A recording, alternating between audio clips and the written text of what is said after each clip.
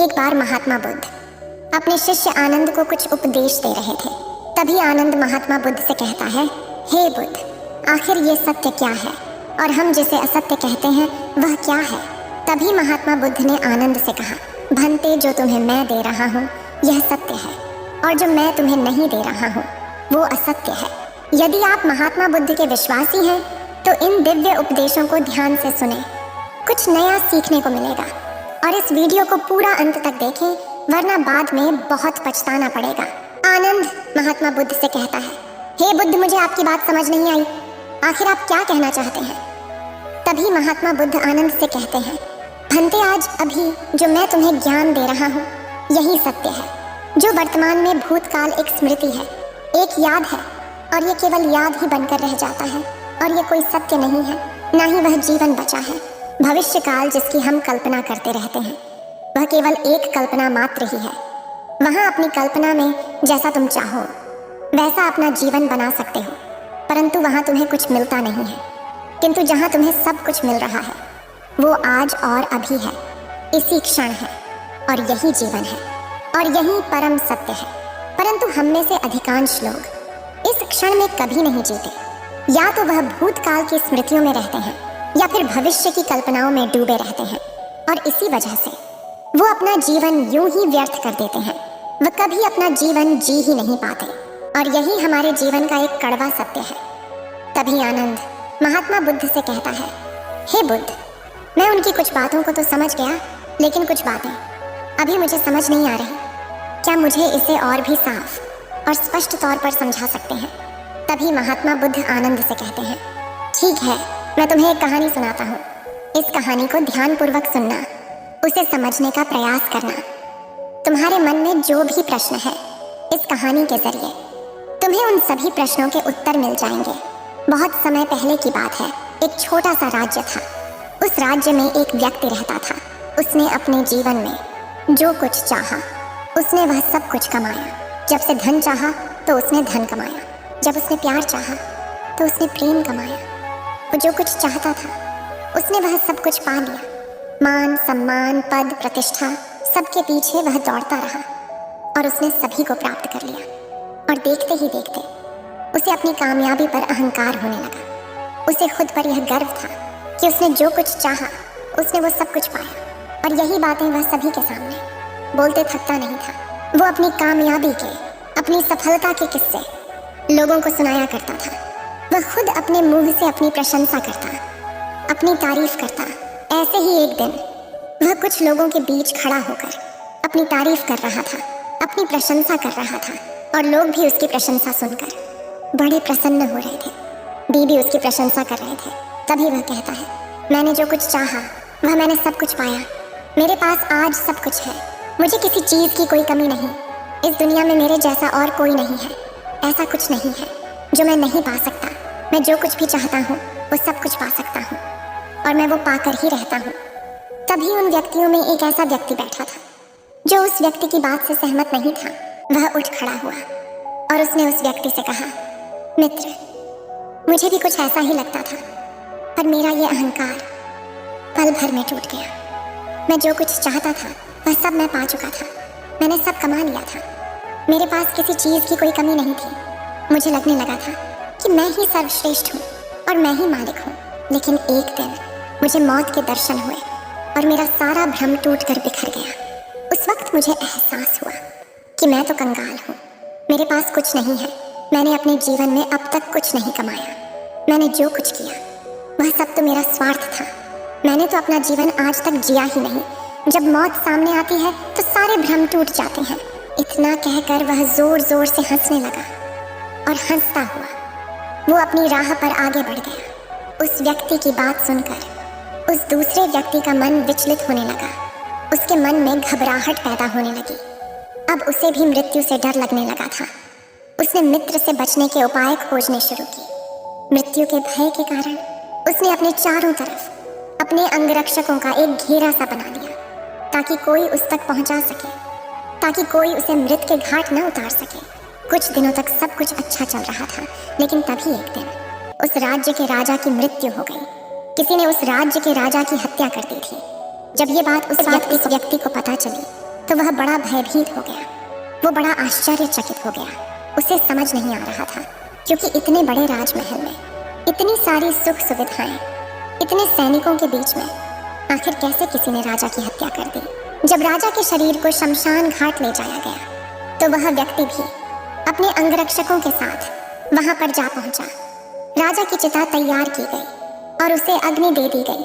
उस चिता को इस तरह से जलता देख अब उसके मन में और भी ज्यादा भय उत्पन्न होने लगा था, तो और भी ज्यादा डर चुका था। अब उसे उस व्यक्ति की वो सारी बातें याद आने लगी थी। वो सारी कहे शब्द उसके कानों में गूंज रहे थे। उस व्यक्ति ने बताया था कि जब मौत आती है तो सारे भ्रम टूट जाते हैं, सारे अहंकार चकनाचूर हो जाते हैं।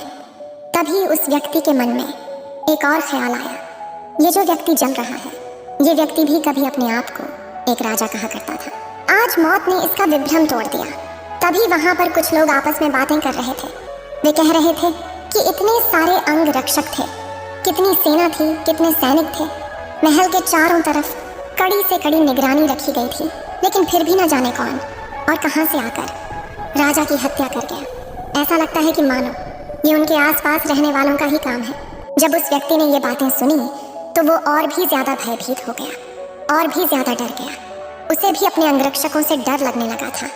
उसने अपने सभी अंगरक्षकों को वहां से जाने का आदेश दे दिया और वो छुपते छुपाते किसी तरह से बचते हुए अपने घर पर जा पहुंचा।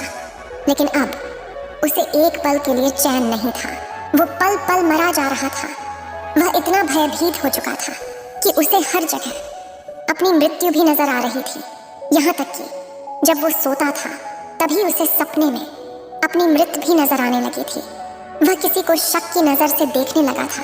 घर परिवार में यदि कोई व्यक्ति आता, कोई रिश्तेदार, कोई सगा संबंधी, जब वे उसके करीब आने का प्रयास करता तो उसे ऐसा ही प्रतीत होता था कि मानो वो उसे मारने आया है और वो व्यक्ति अपनी धन संपदा को बचाने के चक्कर में लग जाता। एक दिन वह व्यक्ति अपना भेष बदलकर दूसरे गांव की ओर जा रहा था।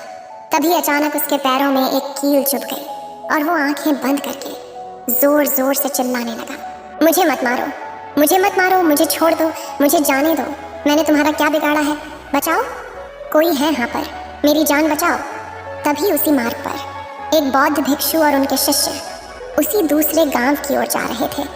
तभी उन बौद्ध भिक्षु ने उस व्यक्ति की आवाज़ सुनी। वो उसके करीब पहुंचे। उन्होंने देखा कि वो व्यक्ति आंखें बंद करके बस चिल्ला जा रहा है कि मुझे मत मारो, मुझे मत मारो, मुझे बचा लो, क्योंकि हम पर कोई है।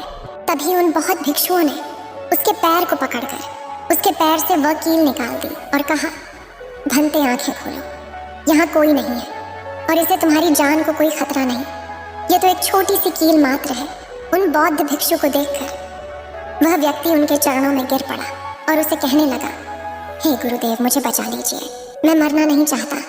मैंने आज तक जो कुछ भी इकट्ठा किया है, मैंने जो कुछ भी कमाया है, मैंने जो कुछ भी बनाया है, मौत उसे वो सब कुछ छीन लेगी और मैं अभी मरा नहीं जाता। मैंने अभी तक किया ही क्या है। उस व्यक्ति की ये सारी बातें सुनकर वह बौद्ध भिक्षु जोर जोर से हंसने लगे और उस व्यक्ति का हाथ पकड़कर उसे व्यक्ति से कहते हैं, तू मेरे साथ चलो, मैं तुम्हें कुछ दिखाना चाहता हूँ। वह गुरु उसका हाथ पकड़कर उसे एक स्थान पर ले गए। वहां पहुंचने के बाद वह बौद्ध भिक्षु उसे सामने की ओर इशारा करते हुए कहते हैं, वहां क्या दिख रहा है? तभी वो व्यक्ति कहता है, हे गुरुवर, एक व्यक्ति पेड़ के नीचे बैठकर पानी पी रहा है। तभी बौद्ध भिक्षु कहते हैं, पानी पी रहा है ना? तभी वह भिक्षु उस व्यक्ति का हाथ पकड़कर उसे और आगे ले गए और आगे की ओर इशारा करते हुए उसे कहते हैं कि यहाँ क्या दिख रहा है? इस पर व्यक्ति कहता है, हे गुरुवर, यहाँ पर किसान अपनी फसल काट रहा है। तभी बौद्ध भिक्षु कहते हैं, फसल काट रहा है ना? तभी वो बौद्ध भिक्षु उस व्यक्ति को और आगे ले गए और सामने की ओर इशारा करते हुए कहते हैं, वहाँ क्या दिख रहा है? तभी वो व्यक्ति कहता है, हे गुरुवर, एक माता अपने बच्चों को खिला रही है, प्यार कर रही है।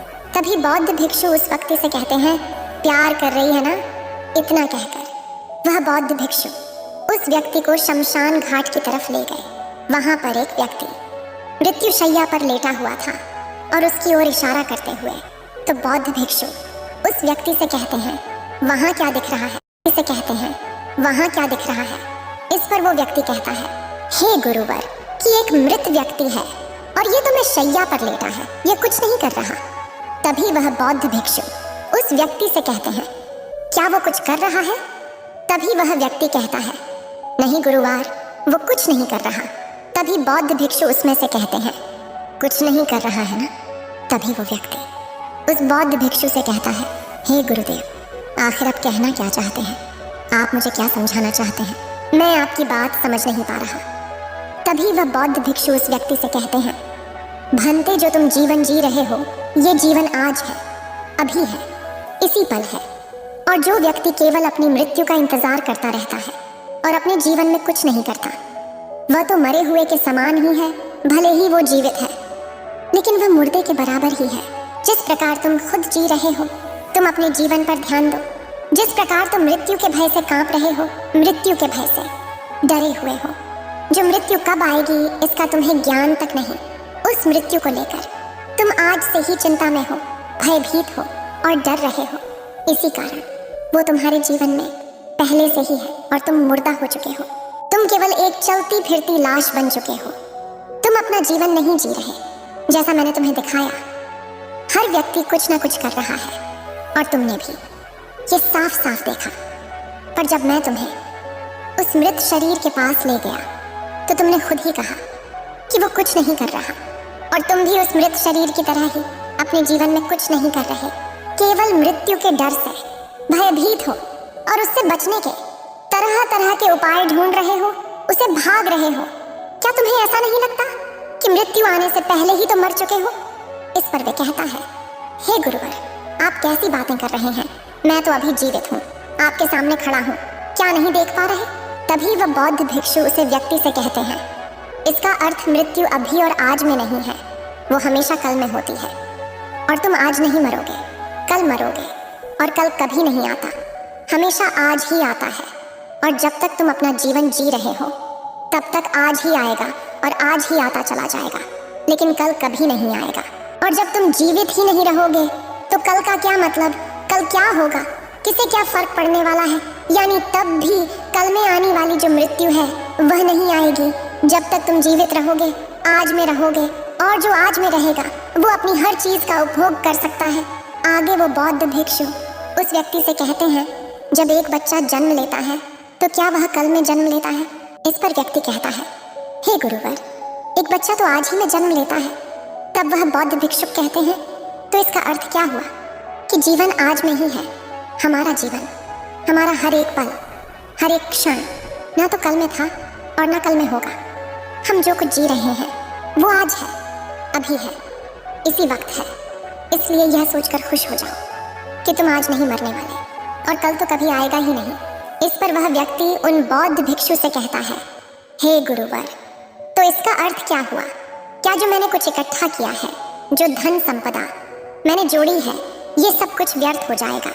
क्या मान सम्मान, पद, प्रतिष्ठा, धन, दौलत, वैभव और खुशियों के पीछे भागना व्यर्थ है? तब वह बौद्ध भिक्षु उस व्यक्ति से कहते हैं, भंते, यदि तुम आध्यात्मिक दृष्टि से देखोगे तो एक मनुष्य जिन भी चीजों के पीछे भाग रहा होता है वह उसे कभी नहीं मिलती। चाहे वह धन हो, प्रेम हो, मान हो, पद हो, प्रतिष्ठा हो, परंतु सांसारिक दृष्टि से देखोगे तो तुम उन सब चीजों को पाने में सक्षम हो और तुम उन सभी चीजों को पा सकते हो, उनका उपभोग कर सकते हो। और संसारी जीवन में हर एक मनुष्य इन्हीं सब चीजों के पीछे दौड़ता रहता है, भागता रहता है।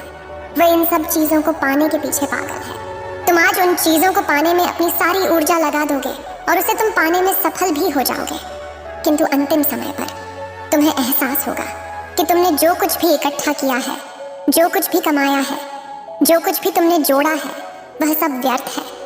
किंतु जो व्यक्ति आध्यात्मिकता में रुक जाता है, ठहर जाता है, उसे सब मिल जाता है। जीवित रहते जीवन के अंत में और जीवन की बाद में वह सब कुछ पा सकता है, उसे सब कुछ मिल जाता है। इस पर वो व्यक्ति कहता है, हे गुरुवर, आप क्या कहना चाहते हैं?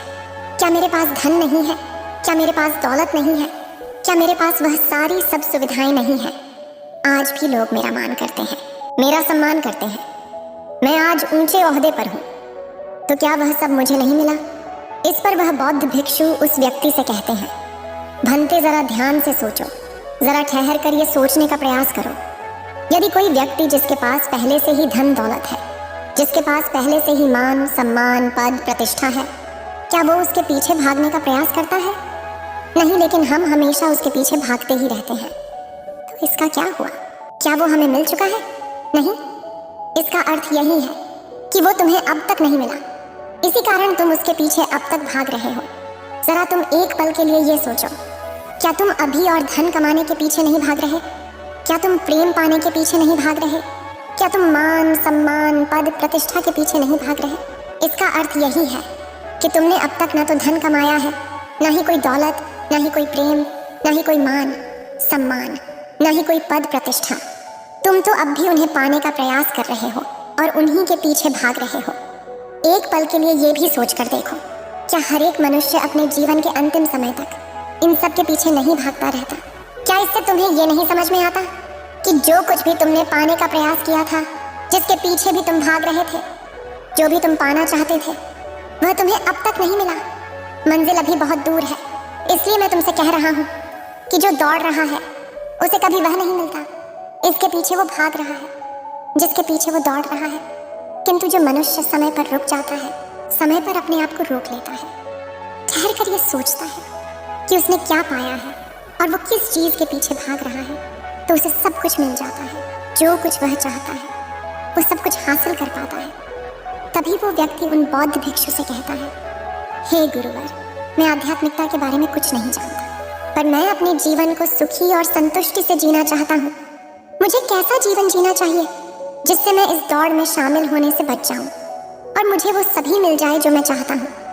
तभी तो बौद्ध भिक्षु उसमें से कहते हैं, भंते, किसी भी चीज को पाने के लिए अपनी वासनाओं को इतना पोषित मत करो कि वो तुम्हारी सोच पर हावी हो जाए और तुम उनके काबू में हो जाओ। वो तुम्हें पागल बना दे और तुम केवल उस दौड़ में भागते ही रह जाओ।